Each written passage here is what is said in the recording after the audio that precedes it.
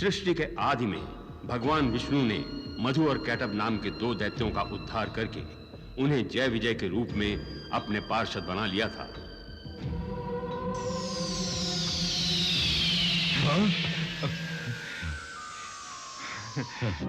परंतु सनकादि ऋषियों के शाप के कारण उन दोनों को 3 जन्मों तक राक्षस योनि में जन्म लेना पड़ा। पाप को वैकुंठधाम त्यागना होगा। नहीं ऋषिवर, हमें क्षमा कर दीजिए। 3 बार असुर योनि भोगने के पश्चात ही आपके पाप दूर होंगे और तभी आपका उद्धार होगा। नहीं ऋषिवर, हमें क्षमा कीजिए, हमें क्षमा कीजिए। सतयुग में जय विजय हिरण्याक्ष और हिरण्यकश्यप बने। प्रभु ने वरा अवतार लेकर हिरण्याक्ष का और नरसिंह अवतार लेकर हिरण्यकश्यप का वध किया।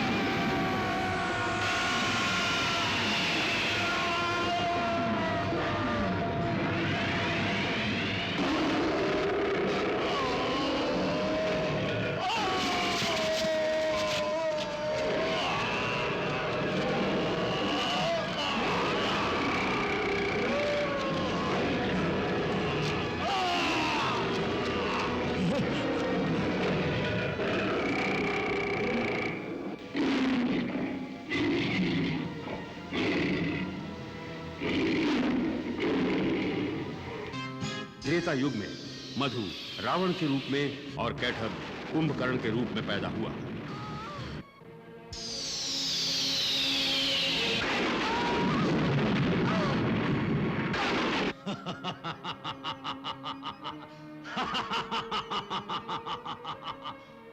देखा विष्णु, देखा, इनके जन्म लेते ही पृथ्वी कैसे कांपने लगी है।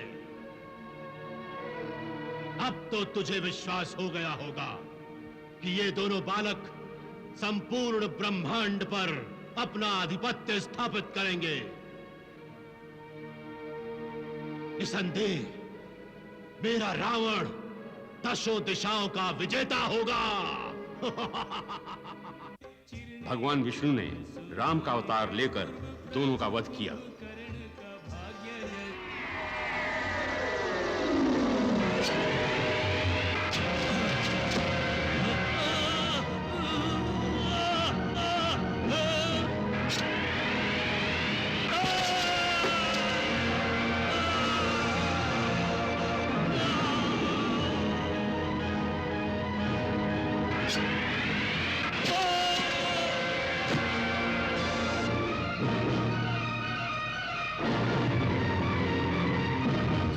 श्री राम।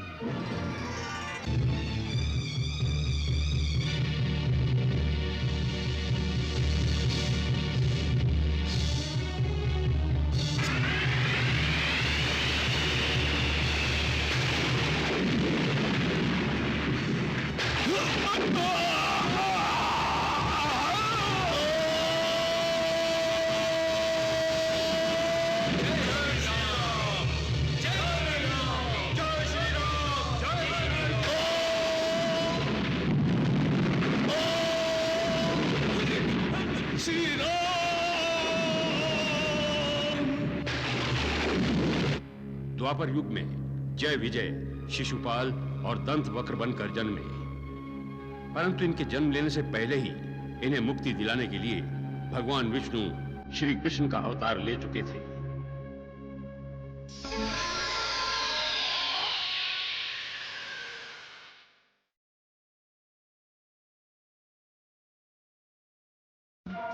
शिशुपाल ने ही अन्य राक्षसों और राक्षसियों का वध करके अप्रत्यक्ष रूप में उन्होंने अपने अवतार की घोषणा कर दी थी।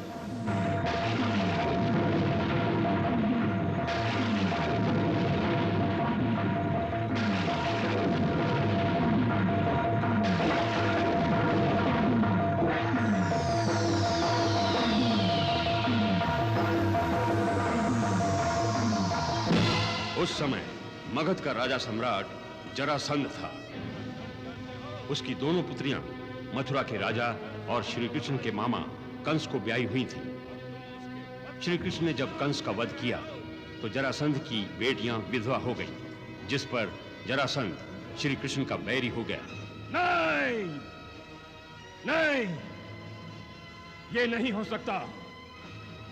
इस धरती पर कौन है जिसने स्वयं काल को युद्धम देहि कहा है? कौन है जिसने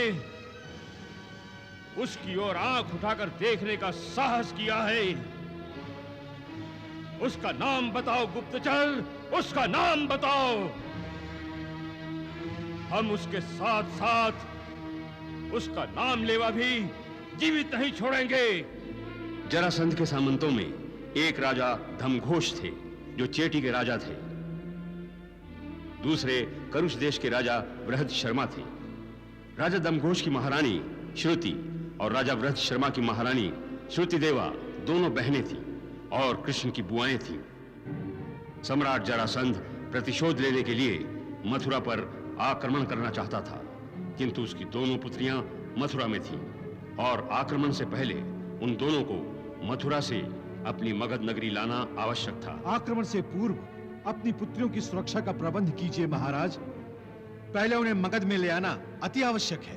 राजनीति की आड़ में चेटीराज दमघोष और करुष देश के राजा बृहद शर्मा को कृष्ण के पास भेजना तय हुआ।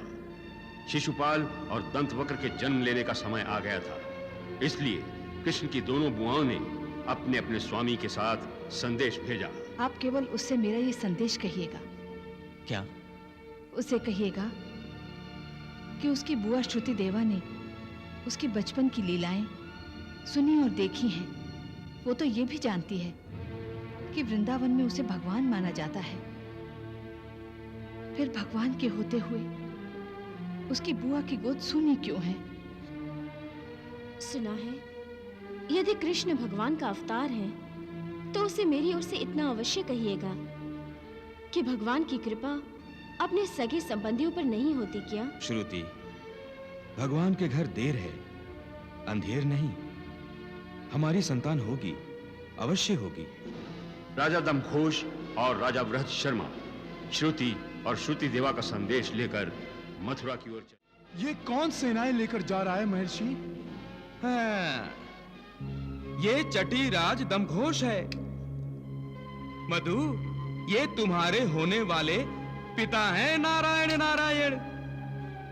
तुम्हारा जन्म इन्हीं के घर में होगा है। अर्थात मुक्ति की संभावना का द्वार खुल रहा है। धन्यवाद देवर्षि। और मेरी मुक्ति का द्वार देवर्षि? बताता हूं।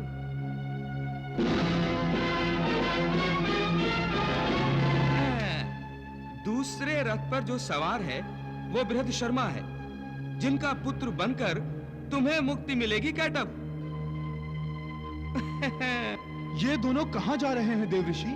जा तो रहे हैं जरासंध की आज्ञा का पालन करने के लिए, किंतु प्रभु श्री कृष्ण ने इन्हें जरासंध के माध्यम से आशीर्वाद देने के लिए बुलाया है। कैसा आशीर्वाद देवर्षि?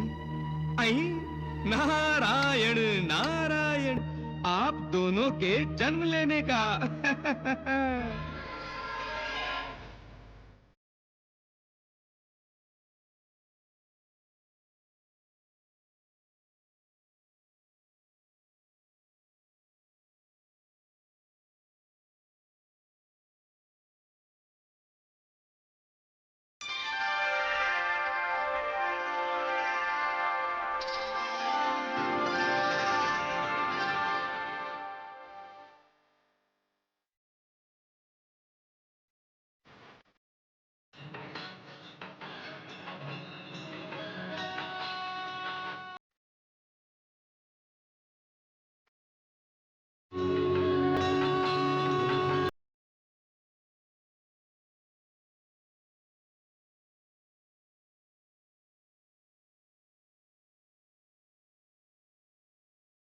प्रणाम। तुम तो अंतर्यामी हो कृष्ण। सभी लोग तुम्हें परमेश्वर का अवतार मानते हैं। तुम्हारी दोनों बुआएं एक ही व्यथा से पीड़ित हैं। मैं और बृहद शर्मा यद्यपि राजा हैं, लेकिन आज तक पिता नहीं बन पाए। श्रुति देवा ने भी यही शिकायत की है तुमसे। श्रुति ने भी यही उलाहना दिया है श्री कृष्ण। ऐसा है तो बुआओं का आशीर्वाद कैसे गवा सकता हूं मैं? उनका उलाहना दूर करने के लिए मुझे उनकी व्यथा समाप्त करनी होगी।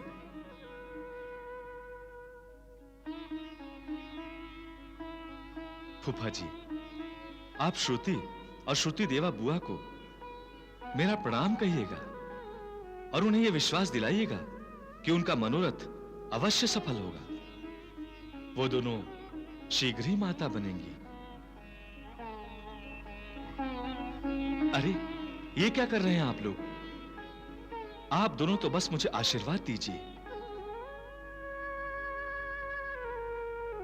चलिए, बुआओं की शिकायत तो दूर हो गई। अब आप दोनों का अपनी सेनाओं के साथ यहां आने का जो प्रयोजन है वो बताइए। मेरा अनुमान तो यह है कि आप सम्राट जरासंध की पुत्रियों अर्थात हमारी मामियों को ले जाने आए हैं। हाँ वत्स, तुम ठीक ही कह रहे हो। कभी कभी परवशता अपनी इच्छा के विरुद्ध काम करवाने को विवश करती है। तुम तो जानते ही हो कि जैसे जरासंध को महाराज कंस की मृत्यु का समाचार मिला, वो क्रोध से आग बबूला हो गए। लेकिन उन्हें अपनी पुत्रियों की सुरक्षा का ध्यान भी है, जिसके लिए उन्होंने हम सामंतों को अस्थि और प्राप्ति की सुरक्षा के लिए मगध देश ले जाने की आज्ञा दी है। फूफा जी, हमारी न तो जरासंध से कोई शत्रुता है और न ही अपनी मामियों से। हम तो सदा सदा से ही अधर्म के शत्रु रहे हैं और रहेंगे। हमारे जीवन का उद्देश्य धर्म की स्थापना और सज्जनों की रक्षा है। आप निसंकोच ही हमारी मामियों को उनके पिता के पास ले जाइए। पति के पश्चात पिता ही स्त्री की सुरक्षा करता है।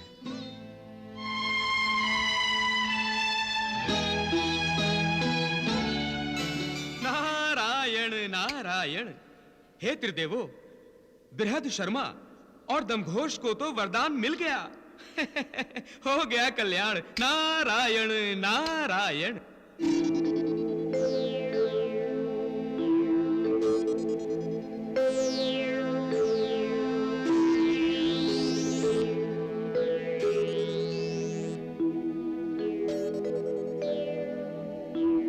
माताश्री, माताश्री,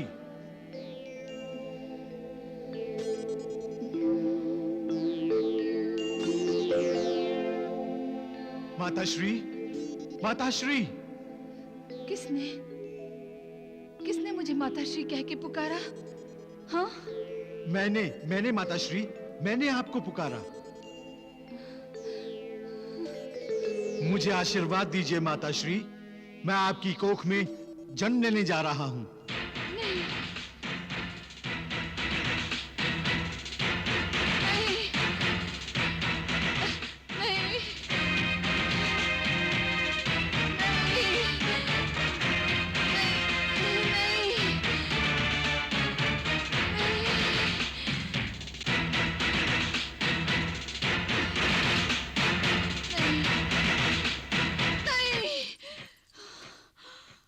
स्वामी, स्वामी। क्या हुआ श्रुति देवा? क्या हुआ? तुम इतनी घबराई हो क्यों? क्या कोई बुरा स्वप्न देखा है? हाँ स्वामी, बड़ा भयंकर स्वप्न था। मैंने देखा एक राक्षस ने मुझे माताश्री कहकर मेरी कोख में प्रवेश कर लिया। तो श्री कृष्ण ने जो कहा वो सत्य हो गया। अब तुम शीघ्र ही माता बनोगी।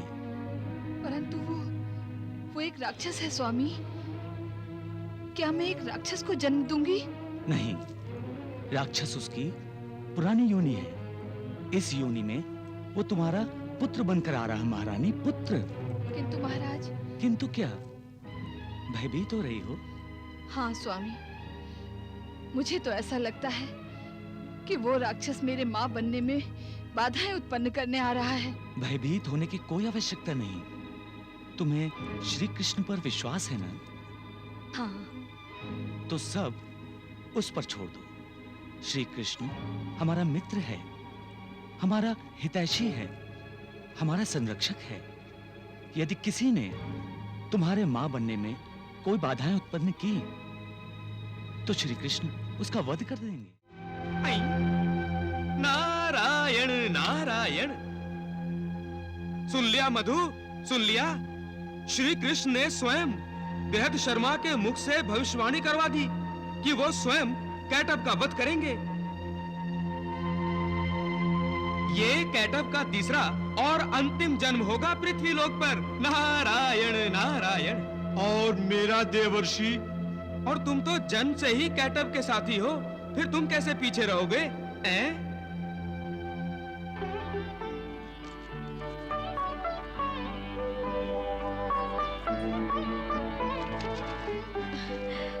दीदी का संदेशा है। अच्छा, पढ़ो तो क्या लिखा है। प्रिय श्रुति, आशीर्वाद।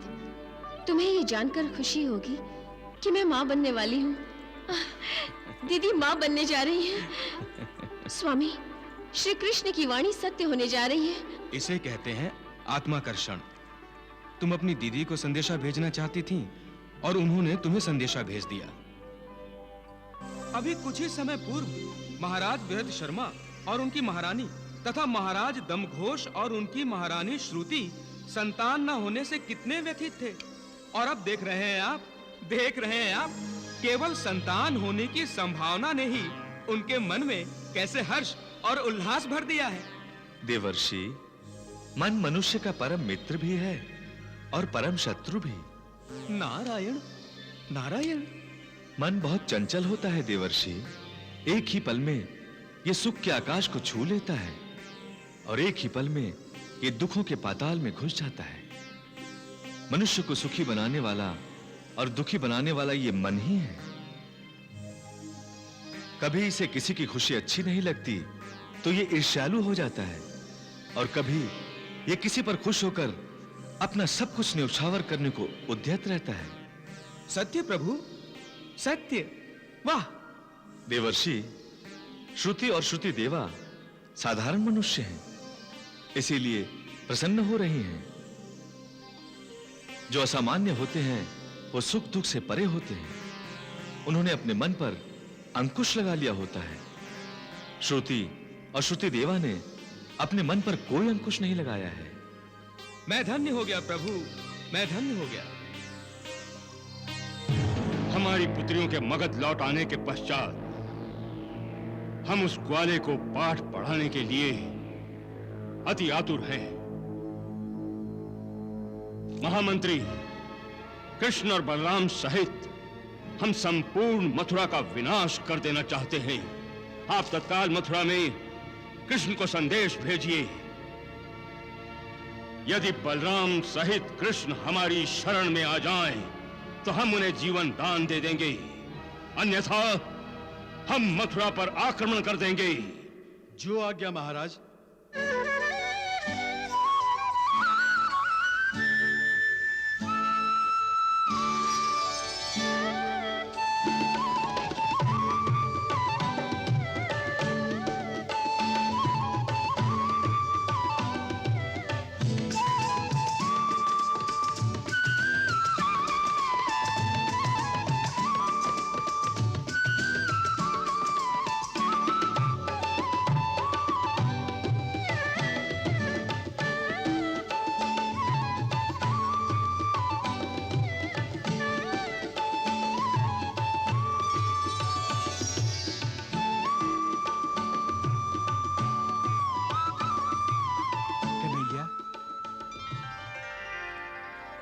प्रणाम दाऊ भैया। कन्हैया, वही हुआ जिसकी आशंका थी। जरासंध ने उसकी शरण में जाने की धमकी भेजी है। कन्हैया, तुम हंस रहे हो? उसने मथुरा पर आक्रमण करने की तैयारी कर ली है, और जरासंध का सामर्थ्य और शक्ति कितनी प्रबल है तुम जानते हो? दाऊ भैया, अधर्मी कभी प्रबल नहीं हो सकता। वो तो केवल अपने विकारों का प्रतिनिधित्व कर रहा है। जरासंध ने आक्रमण की जो धमकी दी है, वो उसकी मानसिक दुर्बलता का प्रतीक है। हमारा मन दुर्बल नहीं है दाऊ भैया। हम कभी विकारों के अधीन नहीं हो सकते। तो क्या हम जरासंध को आक्रमण करने का निमंत्रण भेज दें? आक्रमण तो वो करेगा ही, और बार बार करेगा दाऊ भैया, क्योंकि वो विकारों से घिरा हुआ है। किंतु हम उसके सामने झुकेंगे नहीं, उसके आक्रमण का मुंह तोड़ उत्तर देंगे। हाँ दाऊ भैया। तो हम युद्ध करेंगे।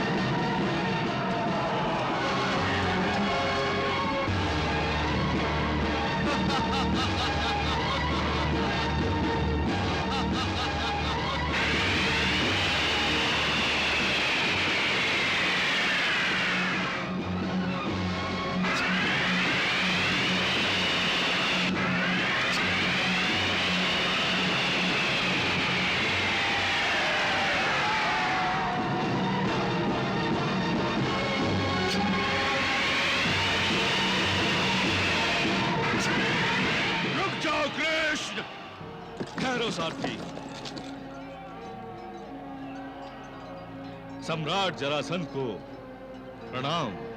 सम्राट मानते हो तो मेरा आधिपत्य स्वीकार क्यों नहीं करते? मेरी शरण में क्यों नहीं आ जाते? शरण में ही जाना है जरासंध, तो तुम्हारी क्यों? उस परमेश्वर की शरण में जाएंगे जो सबका शरण दाता है, तुम्हारा भी। तुम्हारी वाणी बहुत तेज चलती है। मेरे शस्त्र भी उतने ही तेज चलते हैं, देखोगे।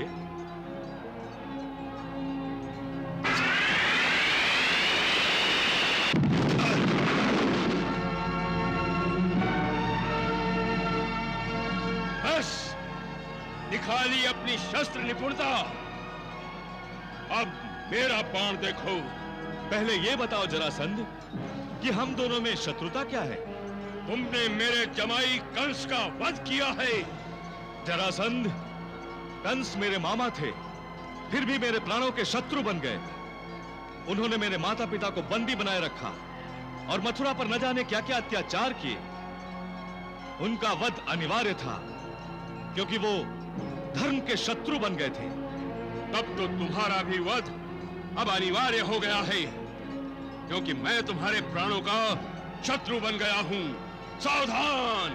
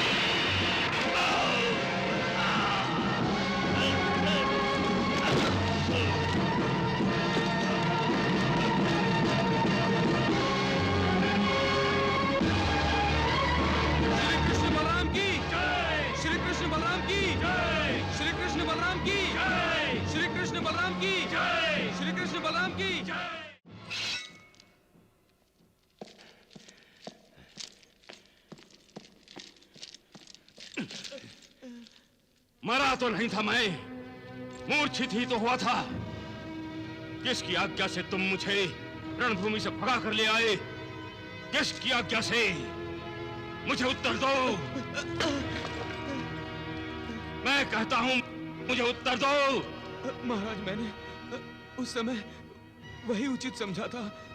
तुमने उचित समझा? तुम हो कौन उचित समझने वाली? तुमने मेरे नाम के साथ भगोड़ा लगा दिया। वो वाला तो यही समझेगा ना कि मैं उससे पराजित होकर रण छोड़कर भाग गया। तुमने मेरे शौर्य का, मेरे नाम का, मेरे कुल का उपहास कराया है। तुमने महापराक्रमी समझे जाने वाले जरासंध का अपमान किया है। तुमने मुझे कापुरुष बना दिया सारथी, कापुरुष। तुम्हारा अपराध अक्षम्य है। जैसे आज तुमने मुझ जीवित को मृत समान बना दिया है, वैसे ही अब तुम भी जीवित नहीं रहोगे। नहीं सम्राट, रुक जाइए। क्यों? क्योंकि ये अपराधी नहीं है महाराज। वो कैसे? आप कृष्ण और बलराम से शत्रुता क्यों कर रहे हैं महाराज? उसने हमारे जमाई की हत्या की है, हमारी दोनों बेटियों को विधवा बनाया है। एक पिता होने के नाते अपनी पुत्रियों के पति के हत्यारे को दंड देना हमारा धर्म है। इस सारथी का भी धर्म था आपको रणभूमि से जीवित वापस ले आना।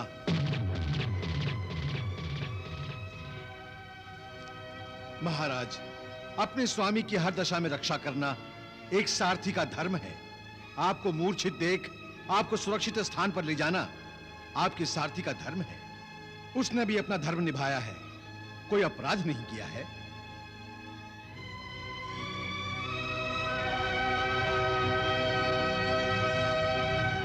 आप उचित कह रहे हैं। मैं क्षमा चाहता हूं महाराज, मैं क्षमा चाहता हूं।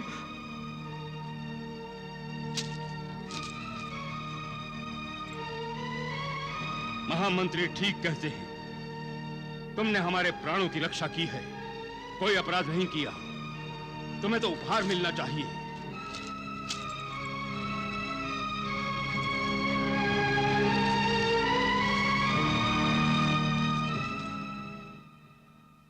कृष्ण से पराजित होना हमें अच्छा नहीं लगा महामंत्री।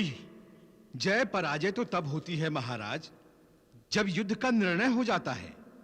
अभी युद्ध का निर्णय कहां हुआ है? आप फिर से मथुरा पर आक्रमण कर सकते हैं। हाँ, हम आक्रमण करेंगे, अवश्य करेंगे। नारायण नारायण। प्रभु, क्या बात है देवर्षि, इतने विचलित क्यों हैं? आशंका की आंधी में तिनके जैसी दशा हो रही है मेरी। क्यों देवर्षि, क्यों? प्रभु, पानी को कितना भी गर्म करो वो ठंडा हो ही जाता है, कोई अपना स्वभाव नहीं छोड़ता। फिर ये मधु कैटव दोनों दो दो जन्मों के अपने संस्कारों से बने दुष्ट स्वभाव को कैसे छोड़ पाएंगे? देवर्षि, दुष्टता और सज्जनता आते आते आती है और उसी प्रकार धीरे धीरे नष्ट होती है। तब तो पृथ्वी पर फिर से अनीति, अनाचार और भ्रष्टाचार बढ़ेंगे। प्रभु भगवान, क्या कभी पृथ्वी पर ऐसा समय भी आएगा जब राक्षसी प्रवृत्तियां नहीं होंगी? देवर्षि, ऐसा होगा तो धर्म और नीति का महत्व क्या रह जाएगा? मानव कर्म रहित हो जाएगा और कर्म रहित प्राणी जड़ समान है। देवर्षि, मानव योनि कर्म योनि है। जब तक प्राणी मानव शरीर में रहेगा वो भले अथवा बुरे कर्म करता रहेगा। ये कर्म चक्र सदा चलता रहा है और चलता रहेगा।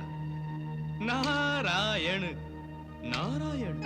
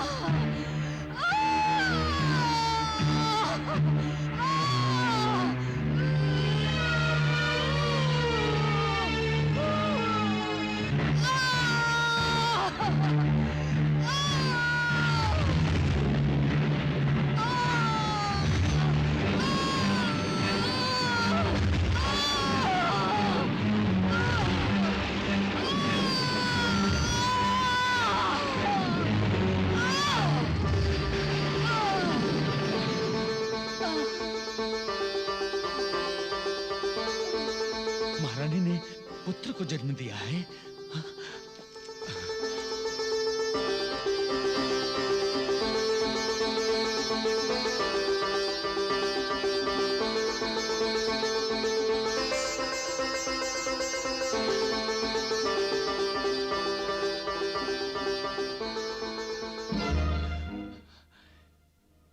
क्या बात है महारानी? महाराज, हमारा पुत्र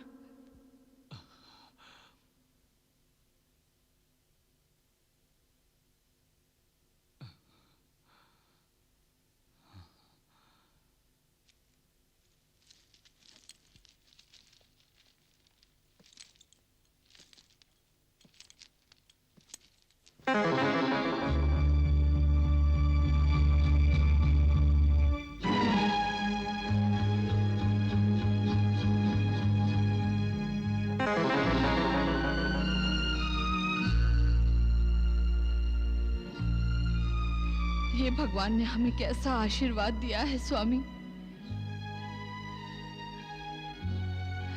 अभी अभी जन्मा बच्चा और इतने बड़े बड़े दांत।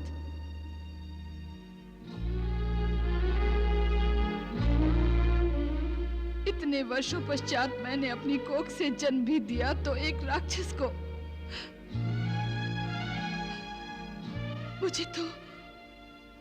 मुझे तो इससे भय लग रहा है स्वामी। नहीं नहीं महारानी, माँ कभी अपने पुत्र से भयभीत होती है भला? हाँ, यह हमारा पुत्र है। इसके दो बड़े दांत बता रहे हैं कि हमारा पुत्र महाबलशाली है। किंतु महाराज। किंतु क्या महारानी? श्री गणेश क्या एक दंत नहीं कहलाए? हमारे पुत्र के यदि दांत वक्र है तो क्या हुआ? हम इसे दंत वक्र कहेंगे। दंत वक्र। दंत वक्र? आपने तो अभी से इसका नामकरण भी कर दिया। हाँ, इसके जन्म पर सारी नगरी में खुशियां मनाई जाएं। खुशियां।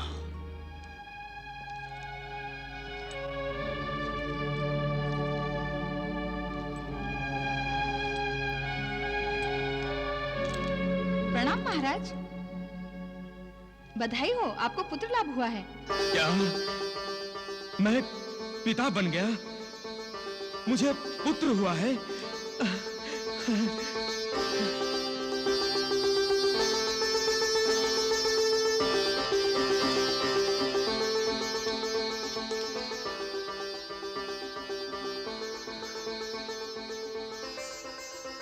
महारानी, आज मैं आपका बहुत आभारी हूं। आपने हमें पिता बना दिया। आज मैं बहुत प्रसन्न हूं महारानी, बहुत प्रसन्न हूं। परंतु हम प्रसन्न नहीं हैं। किंतु क्यों? मां बनने की प्रसन्नता आपको नहीं है? आपने अभी तक अपने पुत्र को देखा नहीं है, तनिक उसके दर्शन तो कर लीजिए।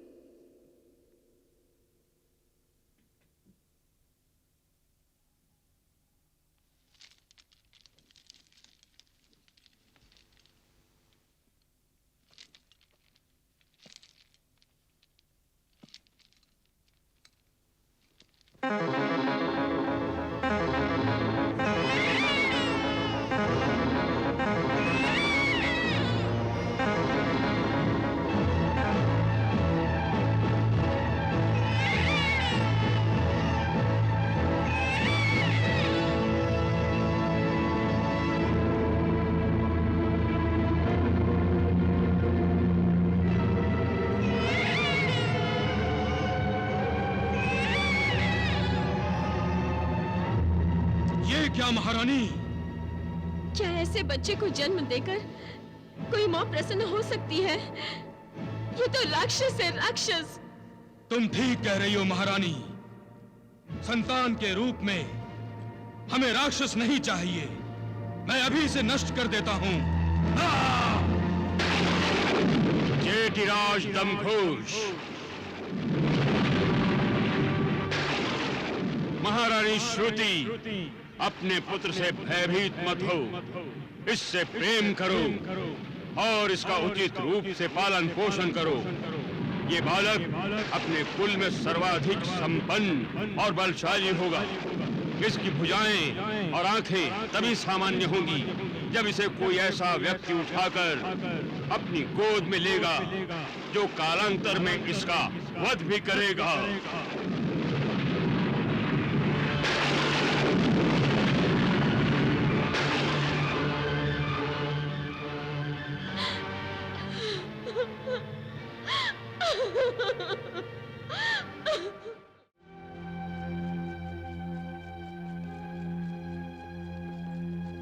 मुझे तुम्हारे मन की बात कभी समझ नहीं आती कन्हैया। इधर हमारी मथुरा पर जरासंध कभी भी आक्रमण कर सकता है और तुम चल पड़े चेटी देश। एक तो तुम्हारा ये मुस्कुराना मुझे बड़ा रहस्यमय लगता है। उत्तर देने के स्थान पर धीरे से होंठ खोलकर बंद कर लेते हो। मैं मानता हूं चेटी देश से निमंत्रण आया है, किंतु निमंत्रण तो बुआ कुंती के यहां से भी कई बार आया, मगर हम हस्तिनापुर तो नहीं गए। इसका भी अवसर आएगा दाऊ भैया। किंतु ये चेटी देश जाना इतना आवश्यक क्यों हो गया? इसके पीछे एक रहस्य है दाऊ भैया। क्या श्रुति बुआ का 4 हाथ और 3 नेत्रों वाला पुत्र?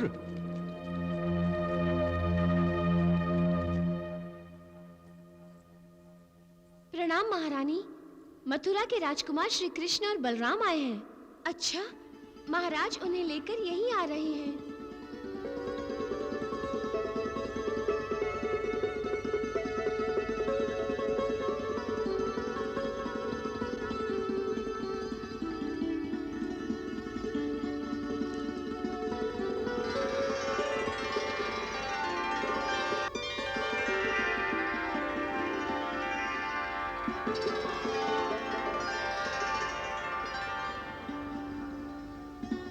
श्री कृष्ण, बलराम।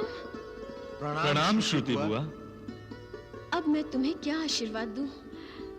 तुम और बलराम मेरे पास आए, ये मेरे अहोभाग्य है। साक्षात परमेश्वर चलकर मेरे पास आए हैं।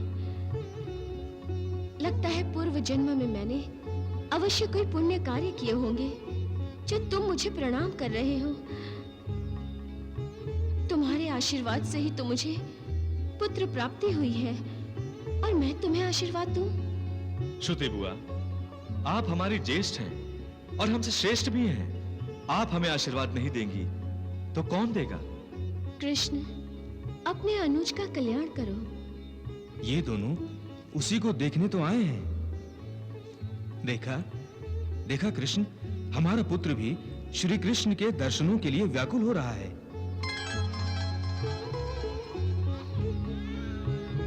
क्या नाम रखा है आपने इसका? शिशुपाल। शिशुपाल? शिशुपाल, क्या भाग्य लेकर आए हो पुत्र तुम। आज परमेश्वर के अवतार तुम्हें देखने आए हैं।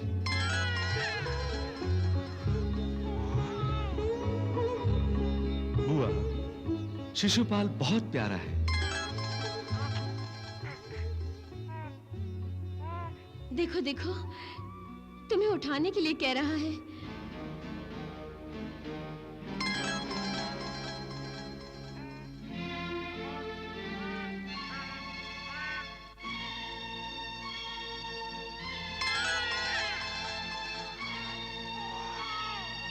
फूफा श्री,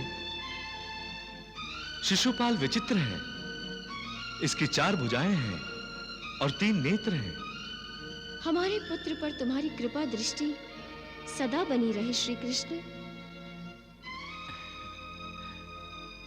कृष्ण, हम भी इसकी विचित्रता देख विस्मित हैं और जानना चाहते हैं कि यह भगवान विष्णु के समान चतुर्भुज और शिव शंकर की भांति त्रिनेत्र वाला क्यों है?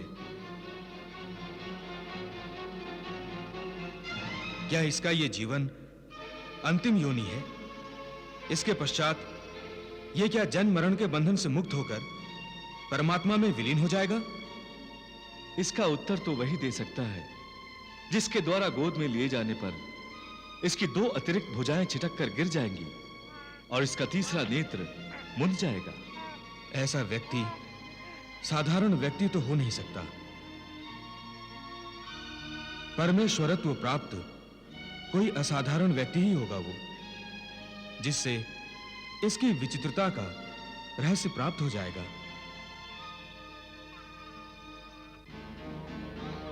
कन्हैया, तुम पौंड्रक को संकेत देना चाहते हो ना?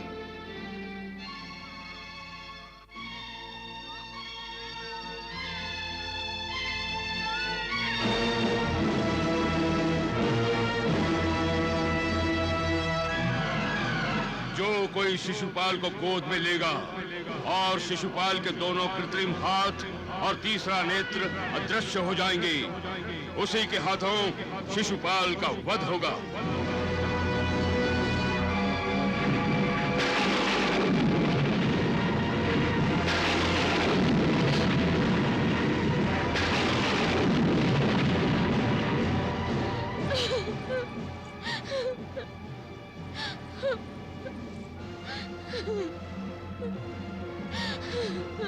क्या हुआ बुआ?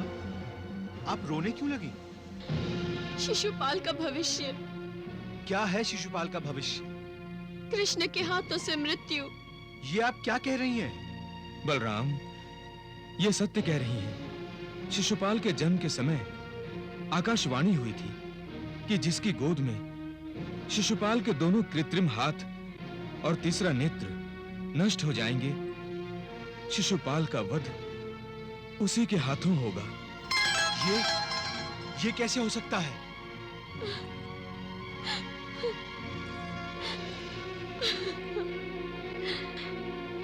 तो क्या तुम अपने छोटे भाई का वध करोगे? नहीं बुआ।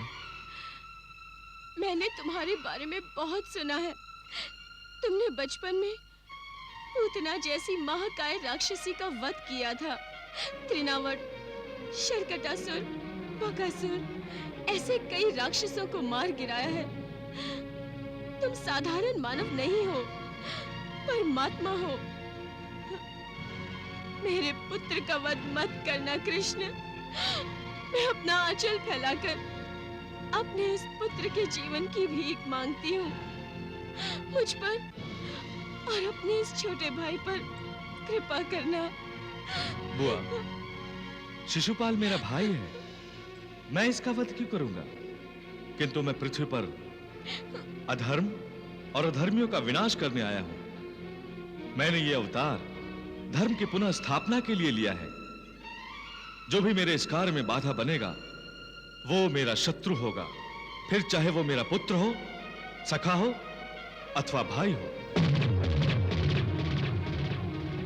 बुआ, यदि शिशुपाल ने धर्म का आचरण किया तो वो मेरा शत्रु नहीं है, किंतु यदि इसने अधर्मियों का साथ देकर अधर्म किया तो ये मेरा शत्रु बन जाएगा।